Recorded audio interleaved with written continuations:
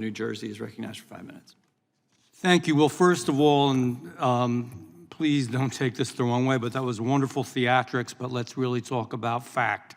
The fact is that we do have information that relates to parents being harassed and parents having problems because of their beliefs and because of wanting to be involved in their child's educational process. I have that information here, Chairman. I ask that it be entered into the record so my colleagues can all see it. Without objection. Thank you.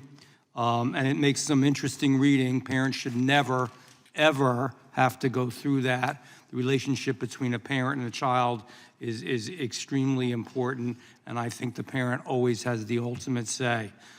Secondly, there was some discussion that the Republicans won't take yes for an answer. And I want to correct that. No, the deal is we're not going to take no for an answer. We're going to go over this over and over and over and over again, no matter how long it takes to get the information, because I know no more now than I did when we started this meeting. And anybody that's honest and candid knows no more now than when they started the meeting. The amount of time it has taken to try to get information. The reason for the subpoena is because we can't get accurate information. The fact that, and yes, the Trump issue is an issue, because why is it that in one case you have dozens and dozens of individual law enforcement, FBI and others coming down, and in the other case you don't? That's just not fair and not necessary. Again, nobody, whatever you think of Donald Trump, you don't think he's going to be coming running out with a squad of his own Secret Service and Uzis and God knows what else. There was no need to do that. They were having a conversation. Again, it was theatrics. You know what American people are tired of? They are tired of theatrics. I'm tired of it myself. We want answers, and we won't take no for an answer. We want the answer to be yes, and we want the information. So, have you or your department been actively looking for these documents, and how many have been gathered so far? I mean, have you actually been looking for them? Have you lost some of them? Where are they? What's going on? Because it's taken just an endless amount of time, and I'm sorry, didn't mean to interrupt you, but today we just learned that, well, we're willing to talk about it some more. We'll get together over coffee. We don't need the coffee. We don't need to get together. We want the answers.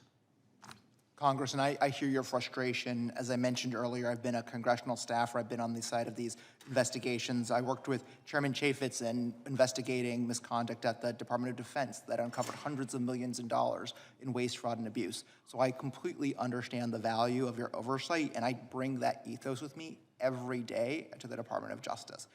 What I'll tell you is that in talking about specifically the searches at Mar-a-Lago, President Biden and former Vice President Pence, that we're happy to work with you and your staff on those matters. But no, tell me now. I mean, you're a smart man. Obviously, you're great credentials. You're here.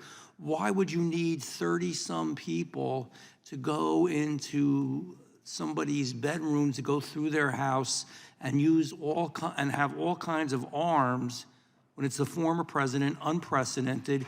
Yet in another case, very similar situation, definitely documents that shouldn't have been out there.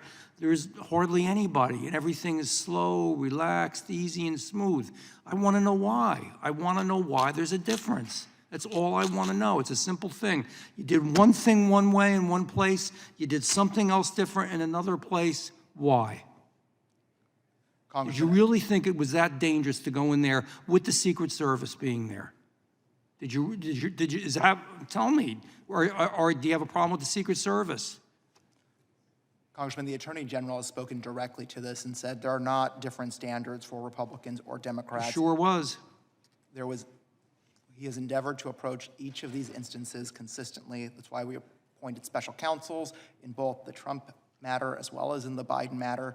And we are working with Congress and congressional leadership specifically to discuss potential oversight of the documents that are at issue there. We're committed to that, but we also are committed to handling those three matters in a consistent manner.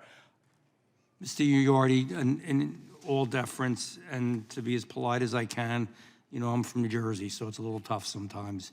But just to say to you, that means nothing to me. I just want an answer.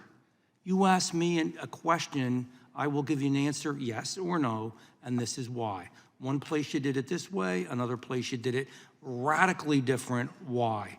And then the second question is another question. What was done with the request we provided the last Congress? Why was that request ignored? Nothing happened with that. And you had a lot of time. You had time to at least start on it. What happened? Yes, no, give me an answer, something, please. Gentleman's time has expired. Gentleman can respond. Thank you, Congressman. In response to that request, we did send letters back to the committee. Again, recognize your interest here. I will say what we have prioritized in our responses to this committee are the documents and information that were subpoenaed related to the Attorney General's October 4th memorandum. Of course, if there are additional information you want to share today about your priorities, that is helpful information, and we'll absolutely I do that. yield back, but I just want to say what you just said means as much to me as this does. And by the way, I want everybody to look at this and tell me what they gleaned from this, substantive information that's up there. Thank you, Chairman. Gentleman.